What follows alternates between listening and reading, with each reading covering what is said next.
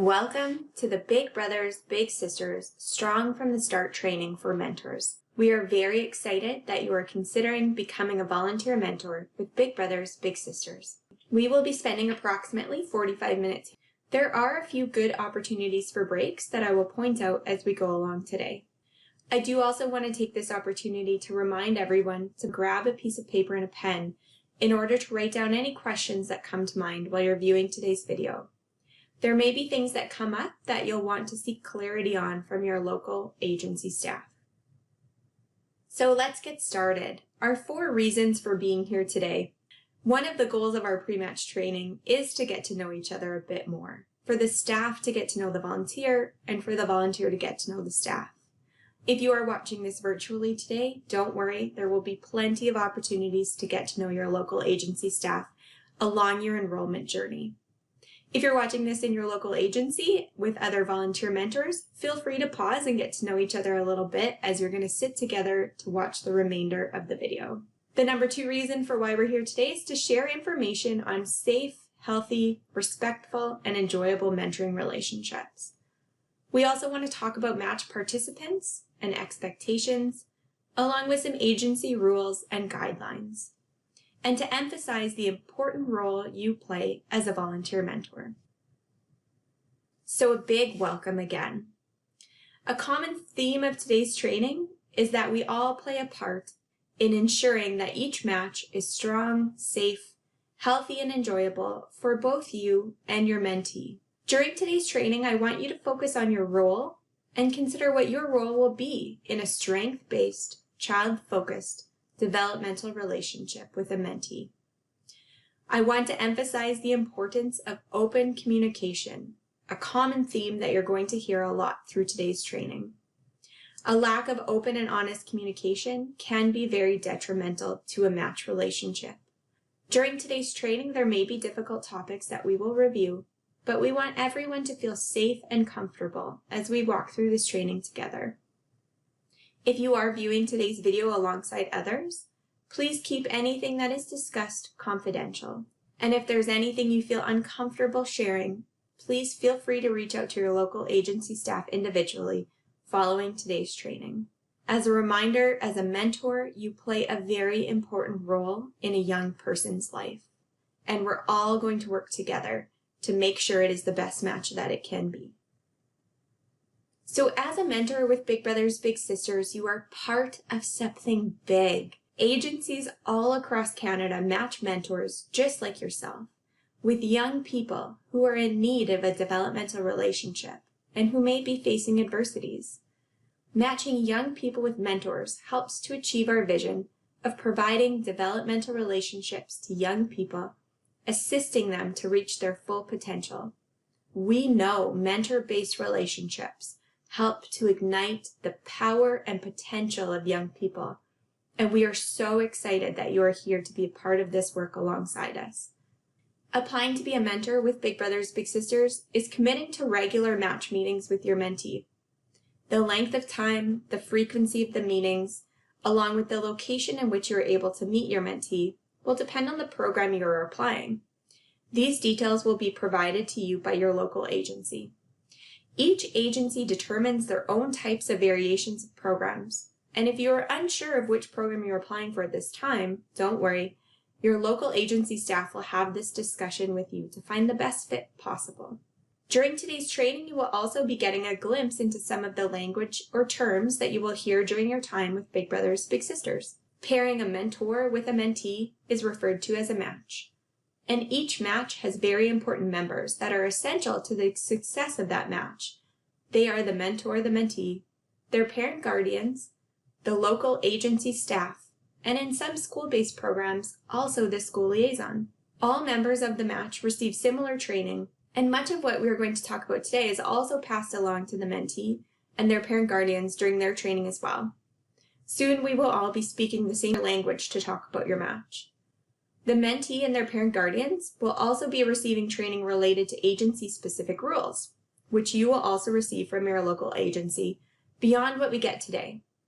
Depending on each agency, the follow-up to this training may be different. You may get questions, you may fill out a survey online, or you may come in for additional agency-specific training. Your agency staff will be in touch to let you know what the next step will be in your enrollment. You are all part of something big and hopefully very positive and fun. Big Brothers Big Sisters believes deeply in the power of 3. This belief is seen in our logo.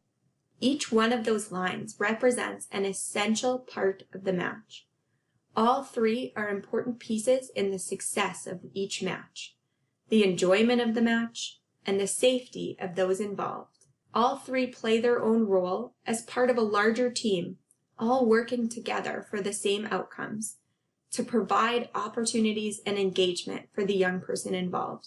Let's focus on our mentees for a bit. Young people, along with their parent guardians, access our services looking for positive role models in their lives. The young people accessing Big Brothers Big Sisters services are only doing so if they wish to be part of the program, and they are so looking forward to getting matched up with a mentor. Depending on the program and the local agency where you are applying, the mentees can be as young as 5 or 6, and some can access services into their early 20s. The young people accessing our services want to have fun. They want to be empowered and respected during their time with their mentors, and they are diverse and come from a variety of family structures. Depending on the program in which you volunteer, the mentees' parent guardians will also be very important to the success of the match. They will help to arrange outings, follow up with the mentee when they get home, and will speak to the Big Brother Big Sister staff to help provide insights into the mentee's feelings of the match. Now we have spoken about you as the mentor along with the mentee, so let's take some time to talk about program staff from our local agencies. The local agency staff are there to ensure our matches are safe and are rewarding for all members of the match.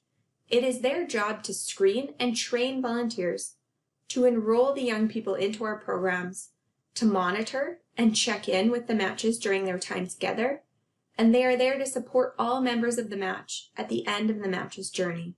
They are your support, and they are there to provide guidance, answer questions, and anything else you may require during your match. In order to do their job successfully, the staff need active and honest communication from the members of the match. You will meet regularly with your mentee, communicate with their parent guardian and your program staff, and you will commit to mandatory match monitoring schedules. These connections are required in order for the match to continue.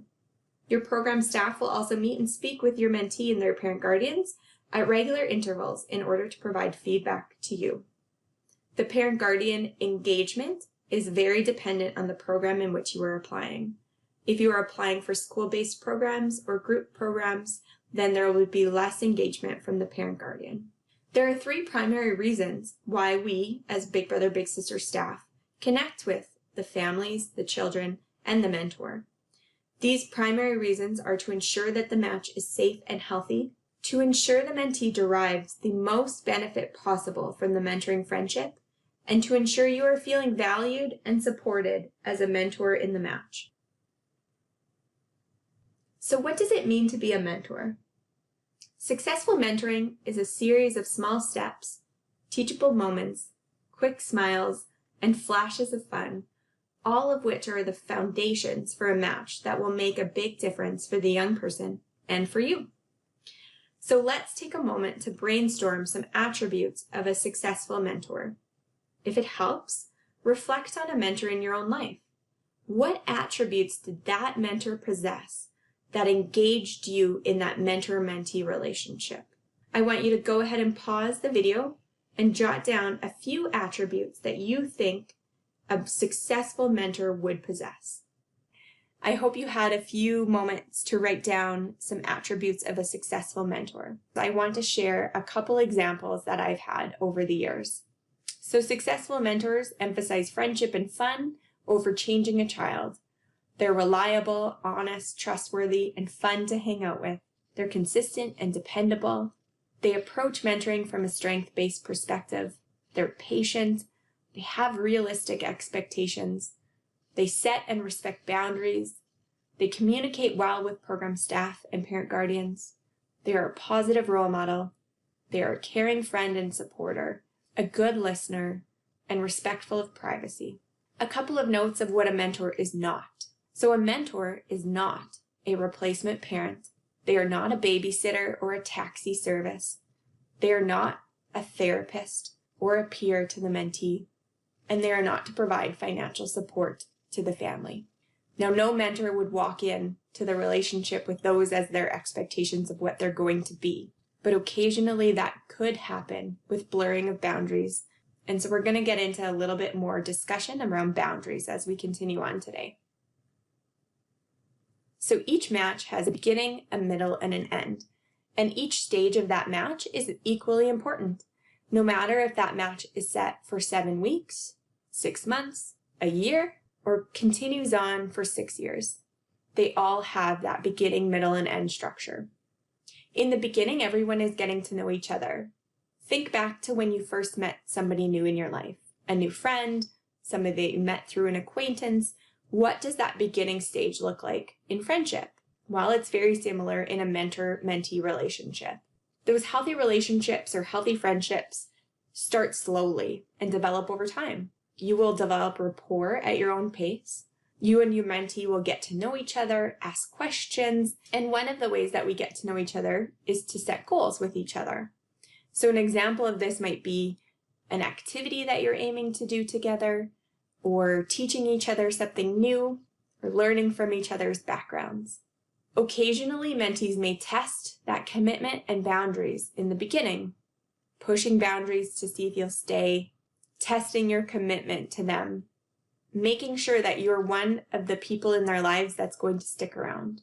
Through your reliability and consistency and support for boundaries, you'll show your mentee that you can be trusted and can be an active participant in empowering friendship. Praise their accomplishments, address behavioral issues, and talk with staff when things come up. Each young person that we match with a mentor has a very different reaction to being matched. Some won't stop talking to their new mentor, and they show their excitement very outwardly. Others may be more shy in sharing their excitement, and they may be overly conscious of their behaviors within that new match. So be patient. Talk to the program staff and the young person, and talk to their parent guardians as well if your program allows for that communication. Gather feedback and adjust where needed. In the middle of a match, it really is about honoring the commitment that you've made. So spending time together on a regular basis, keeping that commitment even when you're busy or there are other challenges. We do encourage you to talk to your mentee, talk to them about what you're finding is going on in your own life. When you are getting busy, explain that to them. Be very open and frank with them. Adjust where needed, reschedule where needed, and keep that commitment to your mentee as consistently as you can. All friendships sometimes have bumps in the road, and again, we encourage that communication with your mentee and with the local staff.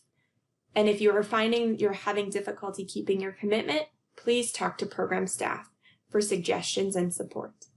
Each match will come to an end at some point. What's really important for you and your mentee is to connect with program staff to formally close the match. A match closure may happen due to the commitment being met. Maybe your program has come to the end, or the school year is ending, or somebody moves or has a change of life circumstance. Or it may just come to a natural end when both members of the match feel like it's a good, positive time to come to a close. When you meet to close the match, we'll talk to you about why it's closing. We'll celebrate the accomplishments together, and we'll focus on the memories created. It is very important to connect with program staff and to follow a formal match closure process. If matches close without any process, the young person is often left wondering why, and they may blame themselves for the match ending. It is imperative for the well-being of your mentee that you take time to work with your program staff on a positive closure that celebrates the accomplishments. So feel free to take this opportunity for a quick break if you need. We're about to start digging into some key messages in the next section of training. So we're going to head into a section that focuses on key messages, all of which are essential to the process of matching a volunteer mentor with a young person. This is all a part of the enrollment process with your local agency. Again, as stated previously, your local agency might reach out to reinforce these key messages or to highlight agency-specific rules or guidelines. So the key messages that you see here on your screen are key messages that both the mentee and the mentor, as well as the parent guardian, receive in their training. We're going to talk about some specific activities that the mentee may have done in their training. And the purpose of that is to get everybody the same information. As I said before, we can speak the same speak when we're working together. So safe, healthy relationships pave the way for strong, supportive matches. Healthy societies depend on the healthy relationships within them. Respect is the foundation of healthy relationships. With the mentees, we explore that they have the right to be safe and healthy within their match relationship. We remind them that it is an adult's job to help protect children, and that young people understand that most adults are very happy to play that role. I want you to think about some healthy relationships within your own life. Think of friends or family members that you would classify that relationship as supportive or strong. Someone who is your go-to person, the one you are calling when you have a problem, want feedback, or in need of a pick-me-up. And now think of what types of components are part of that friendship or relationship, and what components are part of a healthy relationship, such as a mentor-mentee relationship. And so feel free to pause the video again and try to come up with some components of a healthy relationship. So some of my examples of components of healthy relationships would be safety, independence, communication, trust, fun, and of course respect. As a mentor, you are an important role model, and I want you to keep those healthy attributes in mind when you're with your mentee and when you're talking to them about other relationships in their lives, such as friendships with peers. Voices and choices. So this is a message that comes straight from our mentee training. With younger children, we're briefly reinforcing safety messages that they learn at their school. We remind them that their body belongs to themselves and that no one has the right to do things to them or make them do things that are hurtful or uncomfortable. With our mentees during training, we go through some scenarios related to making a choice or using your voice, and we engage them as active decision makers in the match. We want to remind them, as well as you, that regular communication is key to making sure everything is safe, healthy, and enjoyable as possible. So some of the key points that we talk about with our mentees is trusting your instincts. We may talk to them about tapping into listening to their body. We talk to them about healthy relationships, that they thrive on self-respect and respect of others. And part of that respect is consideration for each other's choices and decisions. We remind them that open communication is important and to make sure that we let our mentors know when we are not enjoying ourselves. We also remind you, along with them, that your program staff is always there to listen. We want the mentees to be an active part of the match, and oftentimes this can be difficult for mentees to share their thoughts and feelings with an adult. So take time to encourage them to speak up during your time together. Remind them that you want to hear what they want to say, and that you wish to share power within this match. Encourage them to make some of the decisions, or even take the lead in planning an activity or an outing. Listening and communication. So communication, again, throughout this presentation is our key. Sometimes it's easier said than done when we're working alongside young people. Not everyone is super chatty. I want to remind you to listen carefully. If your mentee knows you're not listening, they're not going to provide you with as much details as you would like. And also to listen between the lines. Sometimes young people have difficulty expressing their emotions in words. So try to hear and respond to the feelings behind any words they're using. Listen into body language. Focus in on facial expressions or the way they're behaving when they're with you. Let's take some time to brainstorm some tips on how to get conversation flowing with young people. So think to a time, if you've worked with young people in your past, where it's been difficult to engage them in a conversation. What are some tips that you have that will be useful in drawing some communication out with the young people you're working with? So we do want our young people to be engaged in our match relationship. Some tips that I have in my work with young people is that oftentimes if they're busy doing something else, they're more willing to communicate. It is often uncomfortable to have a conversation. For example, sitting across the desk from each other or sitting in a restaurant and staring at each other. That makes anxiety levels rise with some children. So find something to do. Play a game, color, anything that draws the attention away from themselves. Start conversations around ordinary subjects to dig into bigger topics if needed. Silence is okay. It is very uncomfortable to be silent with someone that you've just met, but occasionally that silence can lead to a deeper connection. Remember, body language, facial expressions, and tones of voice are just as important as words. And don't give up. Show them that you're interested, wait for opportunities, and try different approaches. And set expectations about what you want your communication to be like when you're together. Putting cell phones away, making it fun. Maybe you need code words, or maybe you want to do something fun like letter writing. Try different things. So we do talk to our mentees about boundaries. Boundaries are important not only for our mentees, but also for our volunteers. It keeps our roles aligned. It keeps our expectations met. For the children that we work with, we want them to understand their personal boundaries so that they are less likely to be exploited or victimized. We are here today in the context of a big brother, big sister match. However, everything we talk about goes way beyond that. There are, unfortunately, adults and teenagers who offend against young people. In order to protect children, it is important for us to talk about abuse, about how it happens, how to recognize behaviors that may signal that a child is in distress, and it is also important to talk about our duty to report abuse or suspected abuse. As adults, if we talk with young people about personal safety, remaining aware and vigilant, and keeping lines of communication open, we're going a long way to ensuring safe and healthy communities. So we talk to our mentees about how a boundary is a line that defines something. We use the example of the sides of a soccer field. And we let them know that we have personal boundaries that need to be respected as well. This work and training is important as children who are equipped with this understanding of boundaries are less likely to be exploited or victimized. We take the time to clearly define boundaries with our mentees, and we let them know that their program staff will help them set match boundaries. We share with our mentees that oftentimes boundaries are broken gradually. Someone will do something that makes them feel uncomfortable, but they don't say anything. The next time that same person takes it a step further. This is a time when it is important for the mentee to exercise their voice and choice.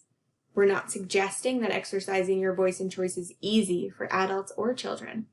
However, if you want to help prevent something uncomfortable from happening again, taking action at an early stage is a good idea. When we're looking at grooming behaviors, we are looking for someone who exhibits seemingly over-interest in the child, giving them special privileges, compliments, or gifts beyond what seems reasonable. They create opportunities to be around the child beyond the context of their work, and they cite emergencies to justify breaking boundaries. Not only is this important for you to be aware of within your role as a mentor, it is also very important for you to key into these types of behaviors when your mentee is sharing things from their own life, which is why we take this type of training as a very high priority in the work that we're doing. Some further boundary breaking examples specific to mentor relationships. So seeing each other more often than is recommended, excessive gift giving, watching any age inappropriate movies, when you're in the presence of your mentee, doing any of the following behaviors, such as drinking alcohol, smoking, vaping, or using marijuana, avoiding contact with your agency or with their caregiver, pushing conflicting values, changing clothes in front of the mentee, touching the mentee without their permission, and breaking any agency policies, which you will have follow-up information from your local agency to discuss. Any of the boundary breaking examples on the screen, if found within a match, will often lead to a match early closure. We want to make sure that we're keeping in mind that our agency staff are there to make sure these boundary breaking examples aren't existing in your match. And so That is why we also do regular check-ins and match monitoring with all of our mentors, parent guardians, and our mentees. We want you to take time in your match as well to support and remind your mentee about how they best keep themselves safe in not only your match, but also in their community. We encourage you to reinforce some of the following points with them. So we all have personal boundaries, and people must understand and respect our boundaries. And respecting yourself is as important as respecting other people. Whether it's a friend, a family member, a coach, or a teacher, it's always important to set boundaries and reinforce them. Your program staff is always there to help you set those boundaries within your match. We often tell the kids, if it doesn't feel right, it probably isn't. So reminding them to listen to their bodies and to use their voice and choice.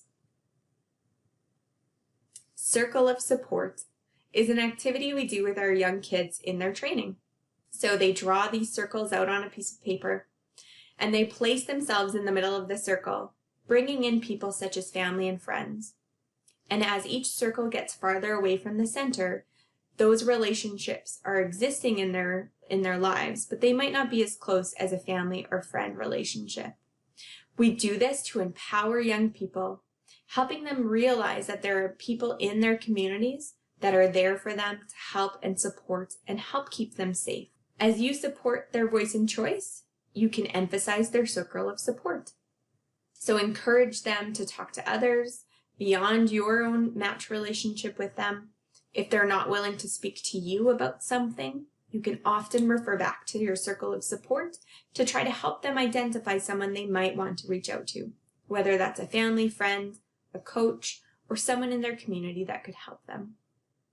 So our discussions with our mentees include things like, many adults in your life know and care about you. We want to keep you safe and happy, and we'll be there if you need us. And young people have the right to be safe, and a reminder for them that it is an adult's job to keep a young person safe. So take a moment, think about a circle of support. Even feel free to pause and do your own circle of support and identify those people around you that you could reach out to if you needed help. So the next section can be a bit heavy. We're going to talk specifically about the duty to report and types of abuse. So duty to report is a legal concept that defines when a person or institution is obligated to protect others from harm. The first step of prevention of abuse is to understand what forms it can take. So we're going to talk about types of abuse, handling disclosures, and a reminder that as an adult, we all have a legal duty to report if we suspect or know of abuse or maltreatment that is occurring with children. So I do want to take this opportunity to pause if you need a break. We are going to dip into, like I said before, types of abuse and handling disclosures and the information related to that. So feel free to take a break and come back and we will get started. So in order for us to help protect children, it is important for us to talk about abuse, how it happens, and how to recognize behavior that may signal a child is in distress. The reason we talk about this during our volunteer training is because you are building a relationship with a young person. This young person may come to see you as someone they can talk to and share what's going on in their lives, which may lead to a disclosure. We want to ensure that you have the tool necessary to deal with a disclosure in case it happens, in a way to be very supportive to your mentee. Remember, not all children within Big Brother Big Sister programs have been abused, but we feel that this information is valuable for anyone to do our part to help keep children safe. When we're looking at discoveries, we're thinking about when a child or youth reveals abuse through their behavior or some external circumstance or indicator. So they haven't fully told you, but you're cluing into the fact that something might be going on based on some of their behaviors. A disclosure is when a child or youth tells you that he or she is being abused. So verbal or purposeful disclosures are when someone makes a conscious decision to tell another person about their abuse. It's not easy for a child to disclose abuse that they've suffered, and only a minority of children and youth are actually able to disclose. When they're able to disclose, it is often a process. Most disclosures are delayed, taking the child an average of 3 to 18 years to tell someone what has happened to them. We look to the Red Cross here on this slide and their HEARD procedure when responding to a youth or child making a disclosure about violence. So we start with hearing or observing what the young person is saying, honoring the child or youth about the information that they're sharing with you. We want to empathize with and encourage that young person to continue to share the information that they have. We want to do our best to ensure safety. Find out if they are able to safely go home. Find out if we need to take them somewhere else. We want to acknowledge choices and action steps. We want to recognize and respond according to our organizational policies and refer or report to appropriate authorities. We want to document accurately where we can, and we want to develop confident guidelines and a safety plan, and to debrief confidentially. When a youth or child just makes a disclosure to you, you want to ensure your own mental health safety during the process as well. So a couple points about what not to do when handling disclosures. So do not interview the child or youth. That is the priority and the role of our local authorities or our social service providers. Don't promise to keep the secret. And don't promise that this will never happen again. We don't want to correct anybody's language or terms used during the disclosure. And do your best not to display a strong emotional reaction. Don't tell them that they're to blame or how to avoid the abuse in the future. Remember, abuse is never the fault of the child. Do not criticize them, their family, or the abuser. And do not ask that child to remove any normal indoor attire to show you any bruises or injuries. It's not easy for a disclosure to happen. It can often be very emotional and scary for that youth, and so our role is to be as calm and collected as possible, and to gather as much information needed to make a report, and that is all, and to leave the interviewing to the professionals. A few things to remember when handling disclosures is to remind that child that it is not their fault. Reinforce that they did the right thing by telling you. Keep the child and youth informed of your next steps. If in danger, stay with them and notify your local child welfare services or the police. And remember always to notify your big brothers, big sisters contact. That big brother, big sister contact might need to happen following getting that child safe and notifying your local authorities, but always follow up with your local big brother, big sister agency to let them know. So when we're looking at the types of abuse, there's 5 categories that it falls under: emotional, physical, sexual, bullying, or neglect. So we're going to talk briefly about the 5 types of abuse, and we want you to think of this discussion as a toolbox. So the details and definitions that we're sharing with you are tools in order for adults to help protect young people. Together, we can all do our part to keep our relationships healthy and safe. So emotional abuse is really defined as people treating others with coldness, cruelty, extreme inconsistency, ignorance, rejection, or isolation. So some indicators that we're looking for when we're working with children would be a child who's seeming really depressed or withdrawn, who's overly compliant, attention-seeking or bedwetting, unexplainable headaches or nausea or abdominal pains, and an overall failure to thrive. Emotional abuse is often hard to detect. There are no bruises. It's often a very internal struggle when you're looking and dealing with indicators of emotional abuse. When we look at sexual abuse, we're talking about any sexual interaction between an adult and a child. This can include invitations to sexual touching, sexual exploitation of a young person, and exposing genitals to a child. And that is not an exhaustive list. Those are some examples. When we're looking at indicators of our young people that we're working with, we're thinking about someone who has a noticeable fear of being touched or an unreasonable rejection or reaction to touch. Remember, each child is different. Not everybody enjoys hugs or touches. And so these indications are not necessarily equal to sexual abuse, but they are an indication in some cases. An unreasonable fear of changing clothes or drawings of a sexual nature. Knowledge that is not age appropriate. So making jokes or games about sex that is not in line to how old the mentee is. And abrupt changes in attitude. When we're talking about neglect, there's a few different categories of neglect. So physical neglect would be not providing appropriate physical environment for that child. So enough food or clothes, or not providing a place to sleep. Medical neglect is not providing proper medical attention. Educational neglect is not allowing that child to attend school. And emotional neglect is not providing that child with proper emotional support. Again, some indicators of neglect would be unkept appearance or poor hygiene, frequent absences from school, clothing that isn't appropriate for the weather, frequently forgetting lunch, unattended physical problems or medical needs, or shoplifting. Some of these indicators are also indicators of a family that is struggling with employment or maybe living under the poverty line. So again, it might not be that the parent is neglecting that child, but that they don't have the adequate resources in their home.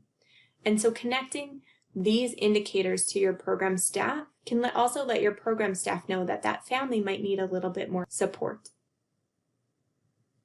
So physical abuse is defined as physical force that causes pain or injury, often resulting in things like bruises, welts, cuts, fractures, burns, or internal injuries. Again, the indicators that we're looking for with regards to physical abuse are the more visible ones, like bruises, welts, cuts, fractures, burns, or internal injuries. These indicators of physical abuse might be hidden under clothes. You might not see them unless they, take off a coat or wear shorts one day. And again, let's remember that children are physical beings. They're jumping and falling and rolling. And so oftentimes children have bruises and welts that are not related to physical abuse. But we want to be mindful of these indicators as we move through our journey with our mentees. Be aware of indicators that are coexisting with other things, like bruises that are coexisting with a change in behavior or a difficult explanation of why that child has a bruise on their leg. Again, these indicators aren't for you to jump to the assumption that the child you're working with is being abused, but we want to be aware of the indicators so that we can keep checking in, seeing if there are changes in behavior, and reminding you again to communicate with your program staff. And last but not least is bullying. So bullying is defined as repeated aggression in which there is an imbalance of power between the perpetrator and the person being bullied. It can take many different forms at different ages, including physical, verbal, social, racial, religious, sexual, disability, and electronic or cyber bullying.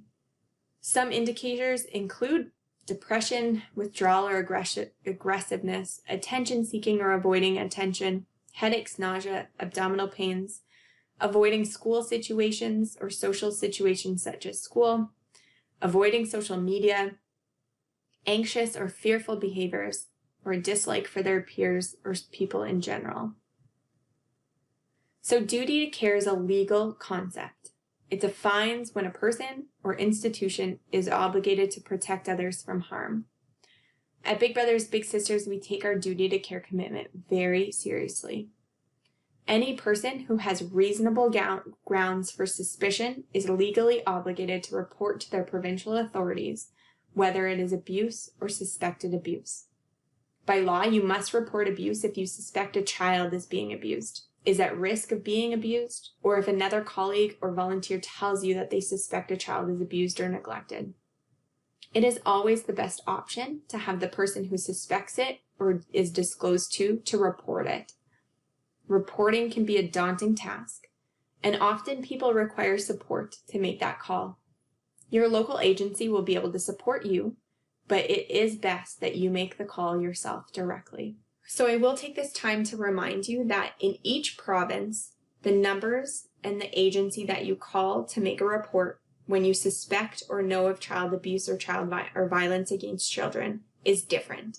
Your local agency will provide you the correct numbers to call in case you suspect or have had a disclosure with your mentee. Each province is also different in terms of the age at which a person is defined as an adult, and so you will also be provided that information by your local agency. Even though this is one of our last slides, and it is quite heavy, we do want you to remember why you're here. You are here to make a positive, lasting impact on the life of a child. We take this job very seriously at Big Brothers Big Sisters, which is why we provide you with the information that we do. The majority of your time with your mentee is going to be fun, activity-filled, full of laughter, but we do want you to keep this information front of mind when you're spending time with not only your mentee, but other young people in your life. Again, if you have any questions related to duty of care, any types of the abuse, or key messages that we went over, please do reach out to your local agency to follow up with any questions. So you're almost done. We're going to take a little bit of time to wrap up. Bro, see, I don't really need much. See, what's funny is money says ain't got we trust. We trust the money, though funny, cause we don't need stuff. We just need someone to need us. So, quick review of our key messages that we went over. So, related to voices and choices, it's important for all match participants to exercise their own voice and choice in the match. Communication with young people can be challenging, yet it's very important to not only communicate, but also listen. All match participants set boundaries, which need to be respected. Reminder to talk to your mentee about their circle of support, if needed, and to be aware of secrets and risky behavior. As adults, we have a duty to report if any abuse is disclosed to us or we have reason to suspect abuse. And we want all of our matches to be secure and resilient and be strong from the start. Thank you so much for volunteering to be a volunteer mentor with Big Brothers Big Sisters. Remember that changing life does not take a hero. It takes someone. We appreciate your belief in mentoring, and we cannot wait to get started on this journey with you. Our mission at Big Brothers Big Sisters is to enable life-changing mentoring relationships, to ignite the power and potential of young people.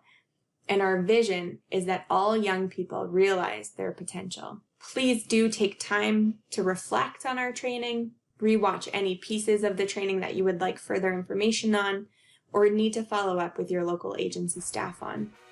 So let's get started, and let's all be strong from the start.